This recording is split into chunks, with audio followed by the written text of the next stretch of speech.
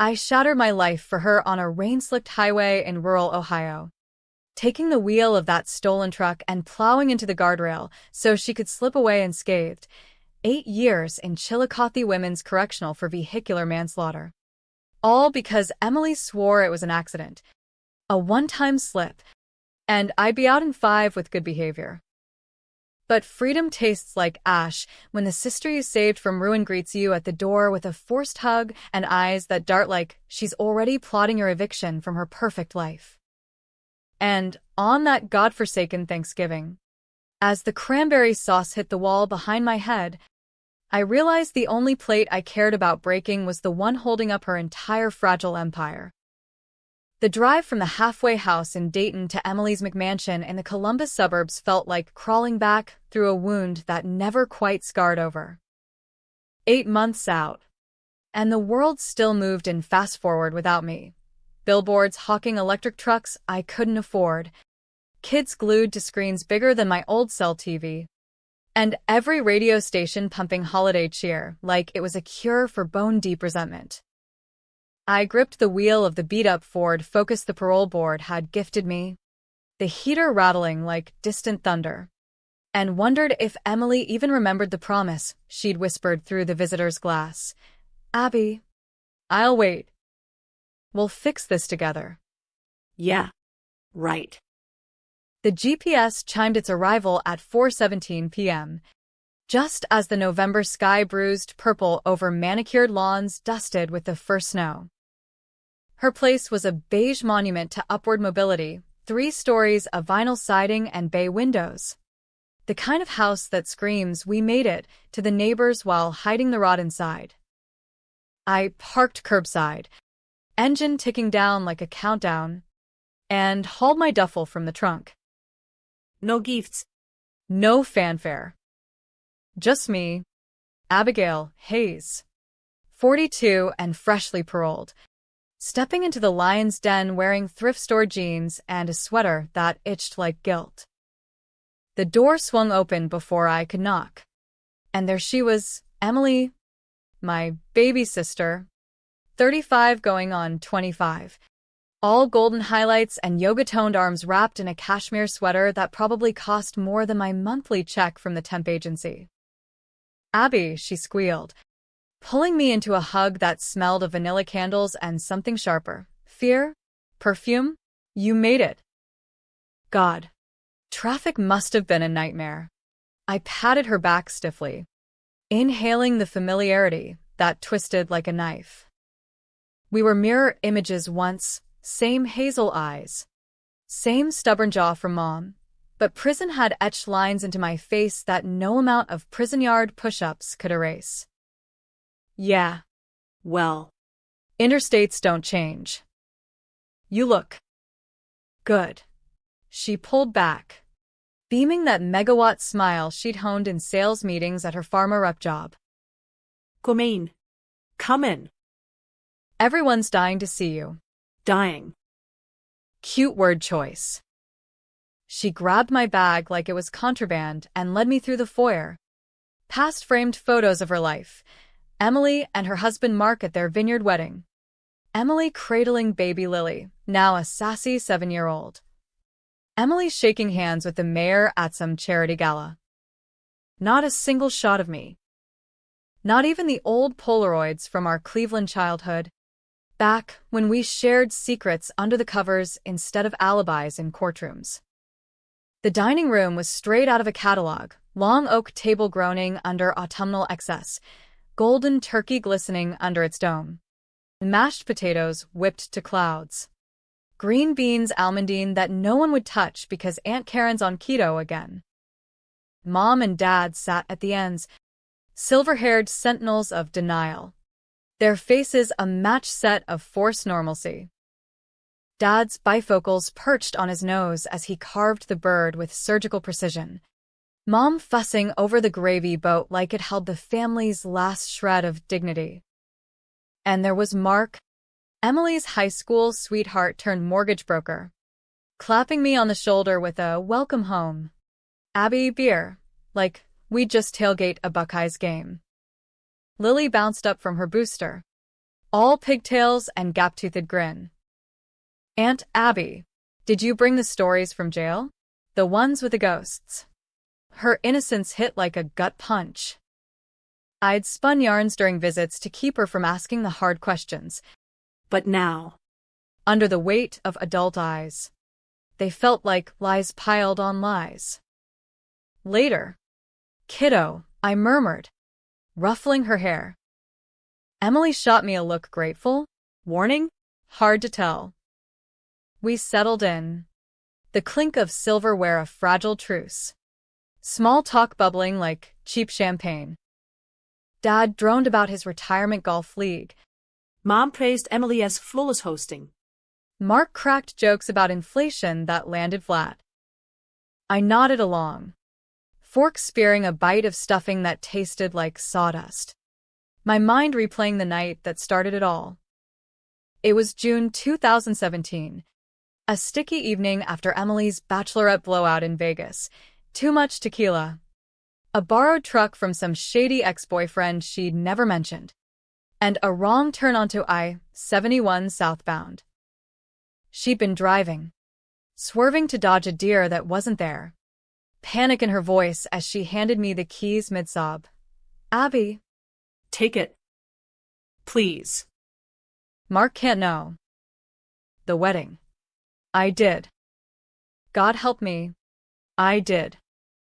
The crash was mercifully quick, truck crumpling against concrete. The passenger, some hitchhiker she'd picked up for company. Not so lucky. Emily vanished into the woods. Called me from a burner 2 days later with a plan. I'd confess to the hit. Say, I was alone. Impaired. Vehicular homicide. They'd call it. But, with a plea, maybe 5 years. She swore she'd lawyer up, pay restitution from her inheritance, keep the family whole. Whole. What a joke. The trial was a blur of fluorescent lights and perjured tears, me in orange, claiming blackouts and bad decisions. Emily in the gallery dabbing Kleenex, like the grieving sister. Mom and Dad believed her version. Abby's always been the wild one. The dropout who bounced jobs while Emily aced college. They visited weekly, slipping cash for commissary, whispering prayers for my redemption. Emily, monthly, with updates on her promotions, her nursery plans, her life expanding while mine contracted to 8 by 10 feet of regret. Abby, earth to Abby. Mom's voice yanked me back. The table had gone quiet. All eyes on me. Emily's fork hovered midair, her smile brittle as spun sugar. Sorry, I said, forcing a chuckle. Just thinking about how turkey always reminds me of Grandma Hayes' farm. Remember her stories about the Depression? Dad grunted approval, launching into a tangent, but Emily's foot nudged mine under the table, a signal. Our old code for play along. I did. For the pie course. For the coffee spiked with Baileys that Mark poured like it was holy water. Lily chattered about school plays, oblivious to the undercurrent, the way Emily's laugh rang too loud, too rehearsed. By 8 p.m., as we cleared plates, the air thickened with the unspoken. I felt it in my marrow. She wasn't going to let me stay. Not in her guest room. Not in her orbit. The halfway house was temporary. Real parole meant a job. A lease. A fresh start she clearly hadn't budgeted for. We migrated to the living room. Fire crackling in the gas log hearth. Football droning on the flat screen. Dad dozed in his recliner. Mom and Mark debating pie recipes with Lily. Emily cornered me by the wet bar, pouring us both scotch neat, her house specialty. You settling in okay? She asked. Voice low, eyes scanning for eavesdroppers. Fine, I lied. Sipping the burn. Temp work at the warehouse pays enough for a studio downtown. You don't have to. Abby. Listen. She set her glass down, fingers trembling just enough to notice. Mark and I. We're good now. Really good. The promotion came through, and with Lily's tuition starting next fall, she trailed off, that sisterly warmth curdling into something colder. I love you. You know that. But staying here, even a week, it stirs things up. Questions from the neighbors, the PTA moms. They remember the headlines. Headlines. Local woman jailed in fatal crash. My crash. My fault. In their eyes. I nodded, throat tight. Understood. I'll crash at a motel tomorrow. Relief washed over her face, quick as a summer squall. You're the best. We'll do Christmas neutral ground. Maybe Mom's. She hugged me again. This one looser. Already mentally evicted. But as she pulled away, her phone buzzed on the counter. She snatched it, glancing at the screen, and her color drained. The name flashed, Todd, work. Todd. The ex from Vegas. The one with the truck. I hadn't thought of him in years, but there it was, a ghost in pixels. She silenced it, shoving the phone in her pocket, but not before I saw the thread of missed calls. The preview. We need to talk. The evidence. Everything all right? I asked, casual as pie crust. She blinked, smile snapping back. Just a client. Pharma world's cutthroat. Lie. Emily was many things, charming, ambitious, but a poor actress when cornered. The evening wound down with hugs and leftovers wrapped in foil. Promises of calls that wouldn't come. I lay on the guest bed that night, staring at the ceiling fan's lazy spin, Todd's name looping in my head like a bad loop. What evidence? The crash file was sealed. My confession ironclad. Unless he'd kept something. A dashcam? A receipt? My pulse quickened. The old fury uncoiling. Emily hadn't just walked away clean. She'd built her castle on sand, and now the tide was lapping at the foundations. By dawn, resolve hardened in my gut. Thanksgiving was family. Forgiveness. Second chances, or so the Hallmark card said.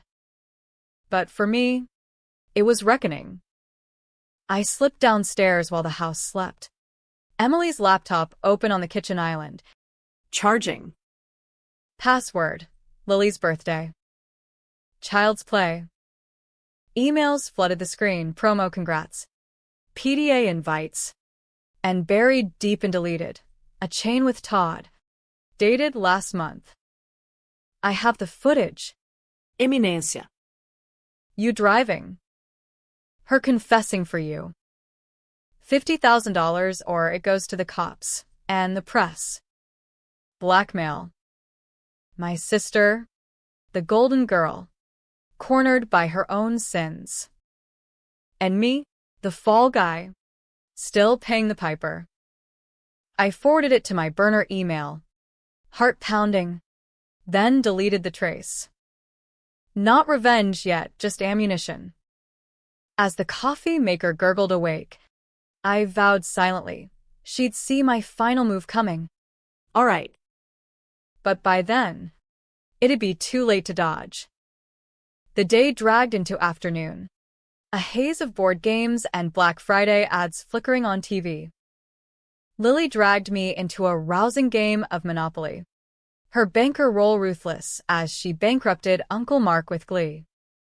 You're just like Aunt Abby sneaky, she crowed, and Emily's laugh from the kitchen was a shade too sharp. By 6 p.m., the real feast reprised, plates heaped higher, wine flowing freer. Dad proposed a toast to family and new beginnings, his eyes misty on mine. the weight of his unspoken shame pressing down. I raised my glass, meeting Emily's gaze across the chaos. To truths buried deep, I said softly. Just for her. Her smile faltered, fork pausing over the yams. The room buzzed on, oblivious, but between us, the air crackled like live wire. Then it happened. Mark cracked a joke about jailbirds and turkey, meant light, but it landed like lead. Emily, 3 glasses in, flushed crimson. God, Mark. Not now. He backpedaled, but she was already unraveling, eyes locking on me like I was the punchline. You think this is funny? Coming back like nothing happened, expecting a seat at the table after what I did. I cut in, voice steady. The table hushed, forks suspended. You wrecked everything, she hissed, standing so fast her chair scraped like nails on chalkboard. Your mess. Your choices. My choices. The word hung, venomous. Mom gasped. Dad's carving knife clattered. But Emily was momentum now, grabbing her plate, half-eaten turkey, congealed gravy, and hurling it across the table. It shattered against the wall inches from my head, shards raining like confetti from hell, cranberries staining the wallpaper red as blood. You old egoist, she screamed, voice breaking raw. Always the martyr, stealing the spotlight even in ruin. Get out of my house. The room froze in tableau, Lily wailing, Mark frozen mid-reach, parents' shells of shock. I stood slowly, wiping a fleck of gravy from my cheek, the fury I'd banked for years roaring free. Egoist? Oh. Eminencia. If only you knew.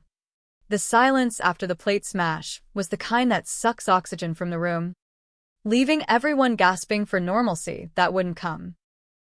Lily's sobs pierced at first, high and hiccuping, as Mom scooped her up, murmuring nonsense about just a game gone wrong. Dad stared at the mess like it was an alien artifact, his knuckles white on the tablecloth. Mark. Ever the peacemaker. Stammered. Ink. Honey, let's all just...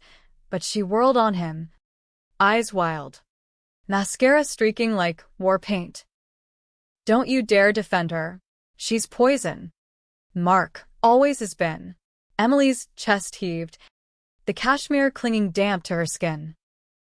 I watched her, detached almost, like I was back in the yard at Chillicothe observing a fight over contraband smokes.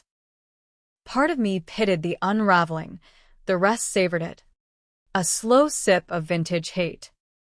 Poison, I echoed, stepping over a shard that crunched under my boot. That's rich. Coming from the one who dosed the well. The family circle tightened instinctively, Mom clutching Lily closer, Dad half rising like he might play referee. But I wasn't here for their comfort anymore. 8 years of silence had forged me sharper than any knife on that table. Emily laughed, bitter and brittle. What the hell does that mean? You think you can waltz back and play victim? You killed that man. Abby. You. Drunk. Reckless. Stop. My voice was ice, cutting through her hysteria. She froze, and in that beat, I saw the flicker fear, not fury. She knew. Somewhere under the booze and denial, she knew I'd started digging. We both know the truth. Eminencia. Or have you convinced yourself that fairy tale where I'm the villain and you're the saint? Mark's brow furrowed, piecing it together too slow. What truth? Girls, this is Thanksgiving, can't we? No, isnapat. Turning to him. Then the room. We can't. Not anymore. That night on I-71, I wasn't alone. Emily was behind the wheel, swerving like a demon because she'd slammed half a bottle and picked up some stranger for kicks. I took the fall because she begged, said it'd ruin her wedding, her future. And I loved her enough to lie. Gasps rippled, Mom's hand to her mouth. Dad slumping back like I'd gut-punched him. Lily whimpered. Ao Indrove. Emily's face crumpled, then hardened, a mask slamming down. Lies, she shrieked, but her voice cracked on the edges. She's delusional. Prison broke her. Made her paranoid. You all saw the trial. She confessed. Confessed to protect you. I pressed, stepping closer. The scent of spilled wine and betrayal thick between us. I said what the lawyer scripted. But you? You slithered away. Married Mark 6 months later. Popped out Lily like clockwork. Climbed the ladder at Pfizer while I rotted. And now, blackmail from your Vegas fling. Todd, footage that could bury you deeper than me? Her eyes widened. A rabbit in headlights. You. How did you? Your laptop's an open book. Sis. Passwords too sweet for a snake. The admission hung. And for a heartbeat, the power shifted, me towering. Her shrinking. But Emily was no cornered animal. She was the queen of pivots. The girl who'd talked her way out of juvie at 16 for shoplifting Mom's pain pills. She straightened, wiping her face, voice dropping to a venomous whisper that carried. Fine. You want the dirt? Yes. I was there. Yes. You covered for me because you're weak. Abby, always the fixer for my messes. But that man? He was trash. Some drifter high on God knows what. You think the world mourned him? No one did. I gave you purpose. A reason to stop drifting. And now you're jealous? Of my life? Call me egoist? Look in the mirror. You bitter hag. The words landed like slaps. Each one stinging truths I'd buried under loyalty. Was she right? Had I clung to her chaos because my own life was a string of dead-end waitressing gigs and boyfriends who bailed faster than a fire alarm? Mom whimpered. Girls, please, family doesn't. But her voice trailed, eyes darting between us like we were strangers. Mark stood then, face ashen. Emily, is this true? The crash you? She rounded on him, desperate now, grasping his arm. Baby? No, Abby's twisting it. She resents me. Always has. The golden child. Right? But I visited her. I sent money. $200 a month from your bonus, I snorted. Enough for stamps and soap. Not the restitution that should have gone to his family. You know they're still scraping by in Akron? Widow with 2 kids. Working doubles at the mill because her husband's ghost doesn't pay bills. Dad's voice boomed. Rare thunder. Enough, Abigail. If this is true. Why? Why take the blame? I met his eyes. The man who'd raised us on assembly line overtime and quiet integrity. Because she's my sister. Because you taught us blood's thicker. But blood clots. Dad. It kills if you let it. Emily seized the moment. Tears flowing fresh. See? She's poisoning you all against me. After everything I've done, holding this family together while she was gone. The holidays, the school runs, your meds. Mom. She knelt by Mom's chair, clutching her hand. Tell her. Mom. Tell her I'm not the monster. Mom's lips trembled, gaze flicking to me hurt. Confusion. A mother's impossible choice. Abby. You never said. All those visits, you swore it was your mistake. Guilt knifed me. I couldn't. The plea deal. Perjury charges if I recanted. But now? With Todd's tape, it's out. Out. Mark echoed, pulling away from Emily. Jesus. Eminência. If this hits the news, my firm, the house. She whirled. Feral. You think I want that? I've been paying him off. Scrounging bonuses. Skipping vacations. For us. But Abby, she wants to burn it all because she can't stand my happiness. The accusation stung, splitting the room down fault lines. Lily buried her face in Mom's lap, Dad rubbing his temples like he could erase the night. I felt the pull, the old urge to fold, to apologize, to glue the shards back into something resembling peace. But then I remembered the cell block nights. The shank scars on my arms from a fight over a stolen letter. The parole board's cold. Reintegration starts with forgiveness. Forgiveness. What a scam. Happiness built on my cage isn't happiness. Eminência. It's a throne of bones. She lunged then, not at me, but the sideboard, snatching a crystal decanter of wine and hurling it at the hearth. It exploded in a spray of red and glass, flames hissing in protest. Get out, she roared again, this time to the whole room. All of you, out of my house. I don't need this Thanksgiving bullshit. Mark hesitated, then scooped Lily, nodding to Mom and Dad. We'll talk tomorrow. They filed out like refugees. Dad pausing to squeeze my shoulder. Proud of you, kid. For the truth. Before vanishing into the snow-dusted night. Emily and I were alone then. The dining room a battlefield of stains and silence. She sank to the floor amid the debris, sobbing not with remorse but rage.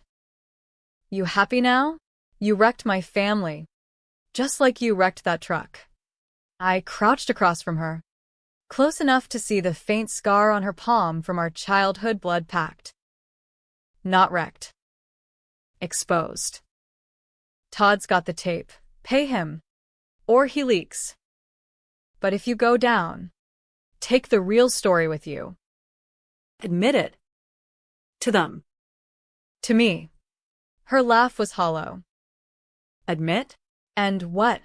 Join you in the sisterhood of screw-ups. Lose everything? Mark's already halfway out the door. Maybe he deserves better than a liar. The words tasted true, bitter as bile. She lunged up, grabbing my collar, faces inches apart. You think you're better? You could have ratted me out years ago. But no, you stewed. Plan this little drama. Admit it. Abby. This isn't justice. It's jealousy. The proximity cracked something in me, her breath hot with scotch, eyes mirrors of my own fractured soul. Was it? Had the cage twisted love into this? I shoved her back, gentle but firm. Call it what you want. But tomorrow, I go to the cops with the email chain. Your move. I left her there, door clicking shut behind me, snow falling thick as secrets. The Ford's wipers slapped rhythmically as I drove to the motel off I-270. Mind racing circuits. Revenge wasn't the catharsis I'd imagined. No triumphant music. No villains kneel. Just emptiness, laced with doubt. Had I saved her once, only to damn us both now?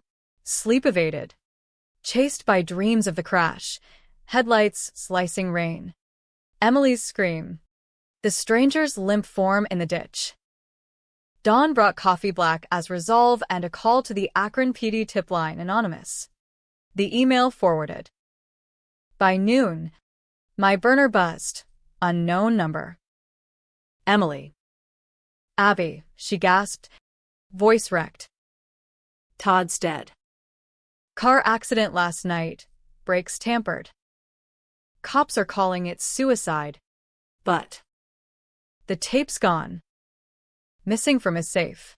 Chills spidered my spine. What? I didn't swear to God. But someone's cleaning house. And now they're coming for me. Hysteria edged in. Help me. please. Like before. The plea echoed the past. But this time, I saw the hook. Why should I? Because we're sisters. A sob. And because the tape wasn't the only secret. Her words hung in the motel's stale air, filtered through the phone's tinny speaker. As I paced the threadbare carpet, the room's mustard walls closing like a vice.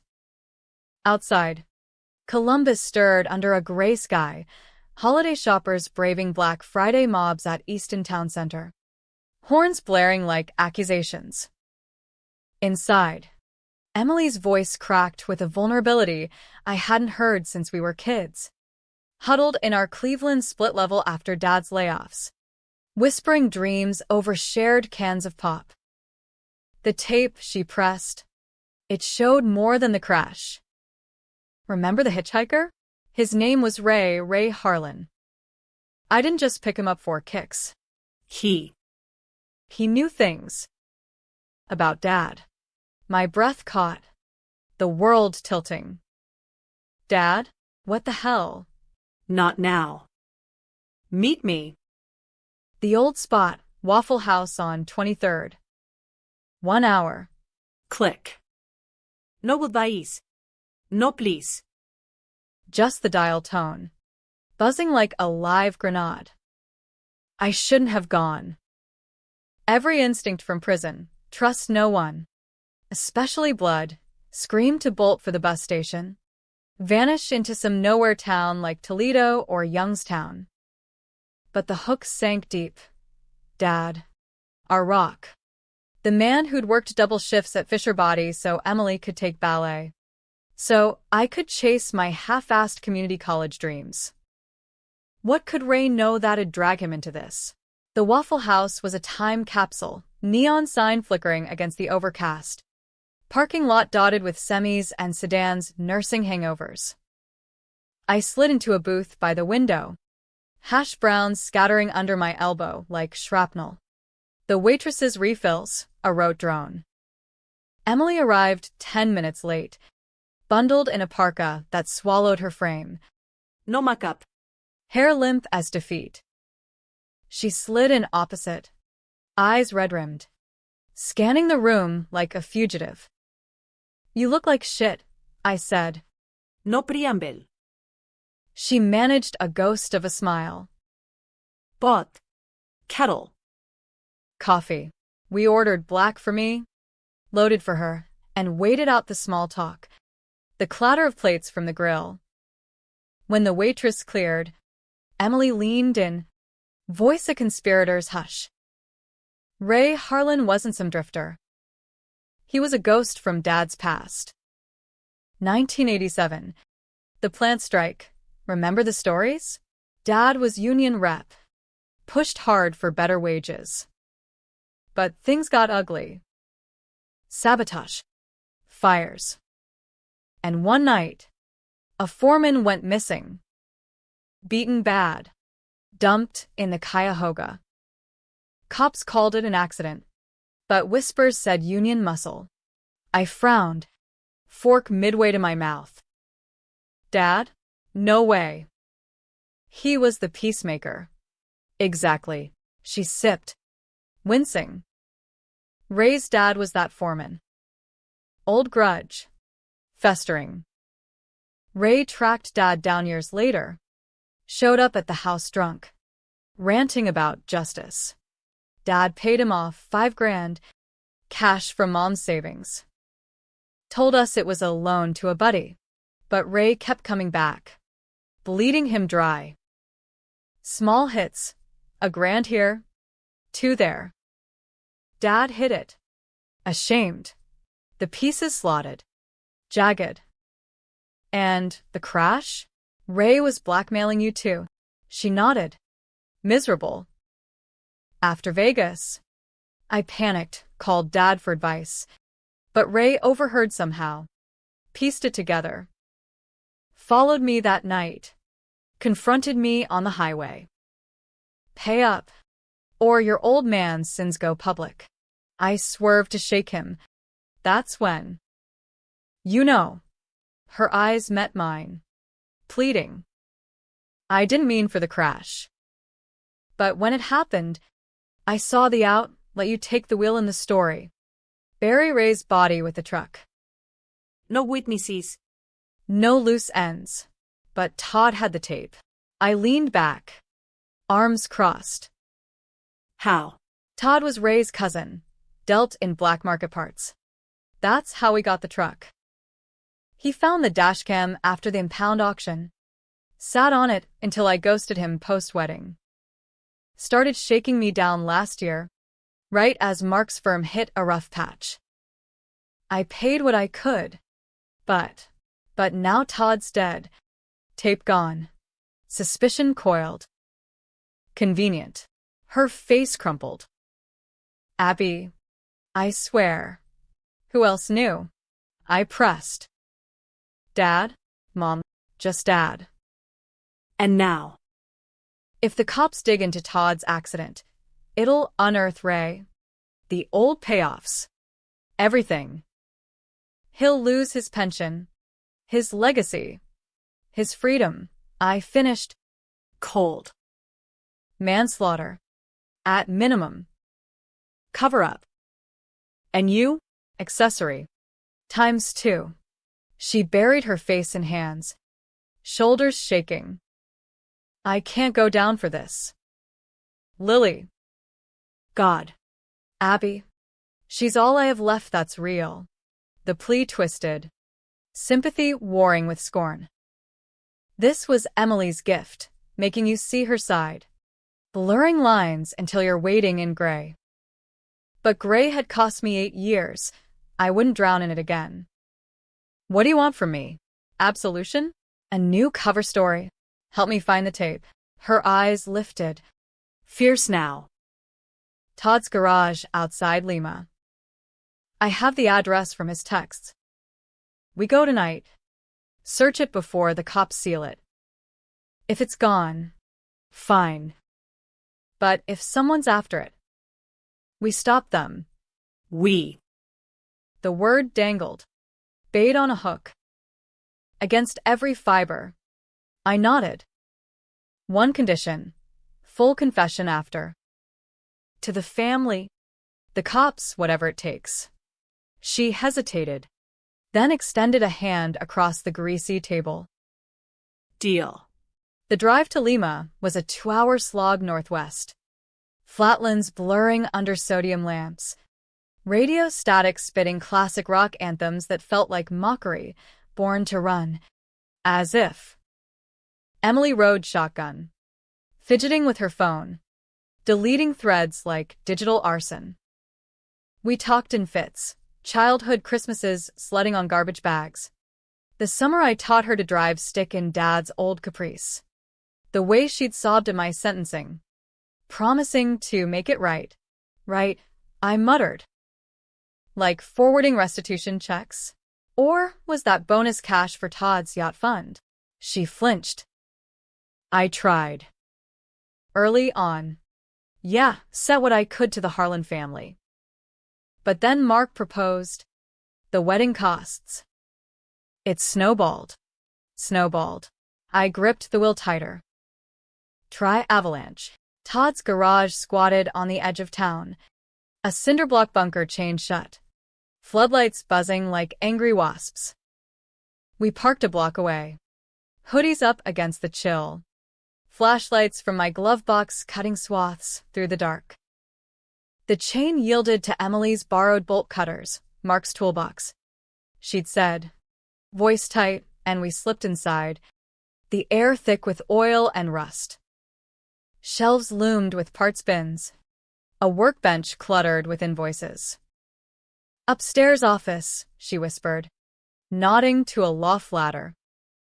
We climbed, hearts hammering, beams dancing over file cabinets and a scarred desk.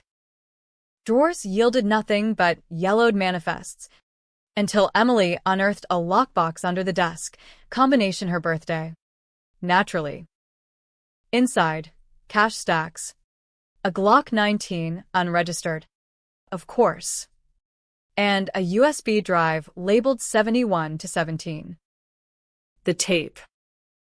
My fingers trembled as I plugged it into her laptop. Screen flickering to life. Grainy footage, highway rain. Emily's profile tense. Ray in the bed arguing through the back window. Audio krekkelfrets. Dad's name dropped like a bomb. Then the swerve. The crunch. Silence.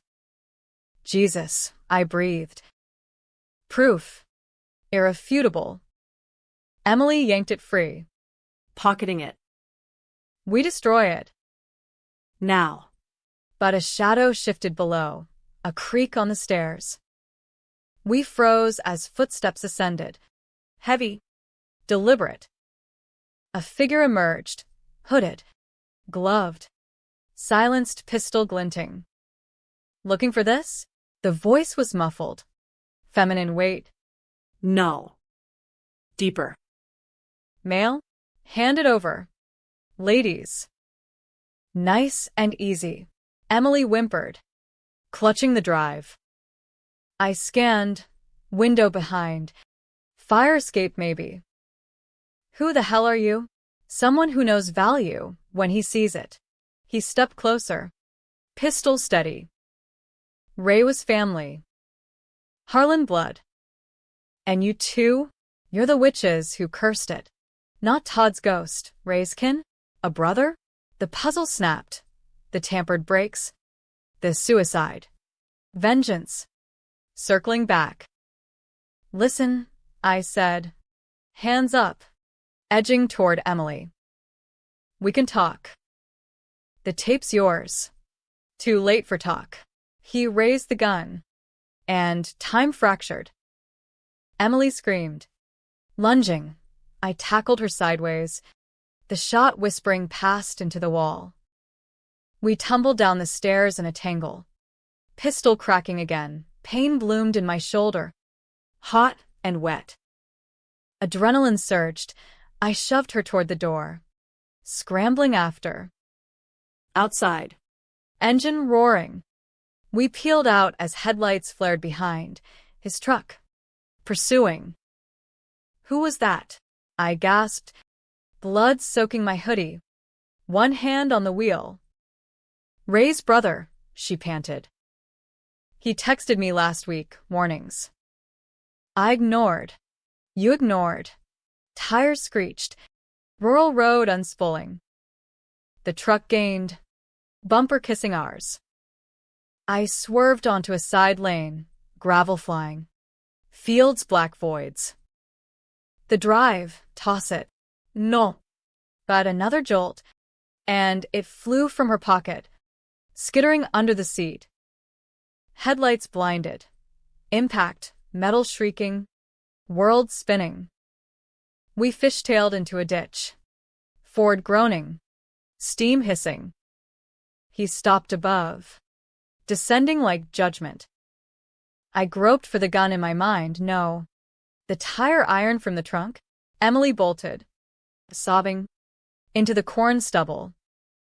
I followed, staggering, shoulder fire. Shots cracked, warning, hunting, and we ran, lungs burning, until the field swallowed us. Dawn found us huddled in a barn, miles off. Farmer's wife calling 911 for my wound. Cops swarmed, Lima PD. Feds sniffing white-collar angles from Todd's books. The truck? Abandoned. Prints wiped. Drive? Gone. Lost in the wreck. Emily Spunatale, anonymous tip. Attempted robbery, and they bought it. Chalking Todd's death to bad breaks. Unsolved. But as medics stitched me in the ER, Emily at my bedside, her hand in mine, The lie settled heavy. "We did it," she whispered. "Protected Dad. Protected. At what cost? Ray's brother loose. Grudge eternal. And me? Another scar. Another secret." The hospital discharged me 2 days later with a sling, antibiotics, and a psych eval referral I ignored, Columbus General's finest. A sterile box smelling of bleach and broken resolutions. Emily drove me back to the motel. Her SUV's leather seats a far cry from the Ford's crumpled shell. Now towed to an impound lot pending investigation. Small talk skated surface. Lily's school play. Mark's tentative truce calls. Mom baking pies as peace offerings. Beneath.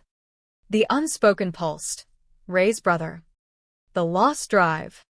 The family skeleton we'd both chained tighter. "You're staying with us," she said at red lights. Voice brooking no argument. "Until the insurance sorts your car." Family sticks. Right? Sticks. Liketar. Or quicksand. I nodded. Too weary to fight. The pain meds dulling edges, but not the itch of doubt. Her house welcomed us with vacuumed rugs and fresh-baked lasagna. Mark hovering awkward. Lily's hugs fierce as absolutions. Dad called that night. Voice gravel. Heard about the mugging. "You okay?" Kid. I lied yes. Asked about Ray delicately. He deflected. "Old ghosts." Abby. Leching lie. But his pause spoke volumes. Guilt. Layered like sedimentary rock. Nights blurred into a tense domesticity. Me in the guest room. Scrolling news on Emily's spare laptop. Password changed. Naturally. Her tiptoeing around topics like mines. Black Friday morphed to Cyber Monday. The world spinning sails while ours teetered. Todd's obit hit the Lima News. Tragic accident. No mention of debts or kin. Ray Harlan's file. Dug from public records. Pointida Satsmir. Edict. Felon. Survived by one brother. Victor Harlan. Trucker. No priors, but a juvie stint for assault. Victor. The shadow in the garage. On day 4. Emily cornered me in the kitchen. Coffee steaming between us. "We need to end this." "Victor, he's unhinged. If he thinks we have the tape. We don't." I stirred sugar. Watching granules dissolve like trust. But Dad does. The payoffs, bank loans from the 80s? Traceable. Her face paled. "You checked. Old habits. Prison sharpened research skills. County clerks were lax online." He funneled through Mom's account, small enough to dodge flags. But Victor could subpoena if he lawyers up. She deflated, sinking onto a stool. What now? Confess?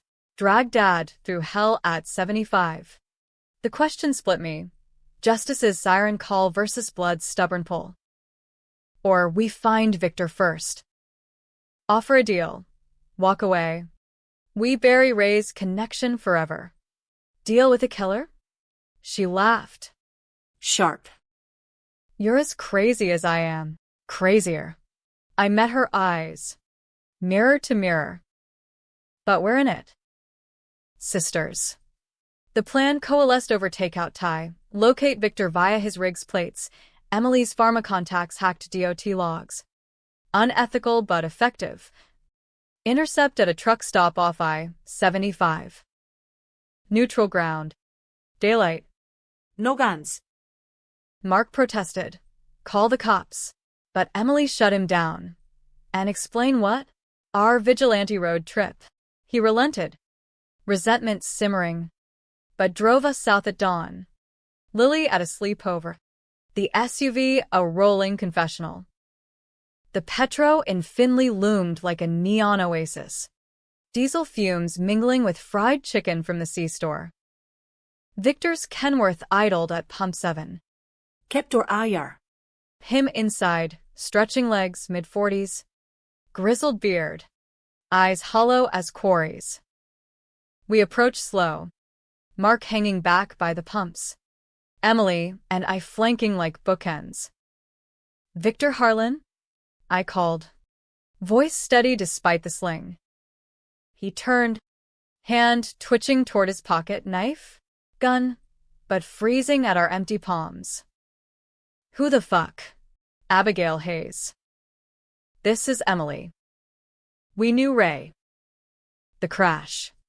His face twisted, grief and rage in equal measure. "Knew?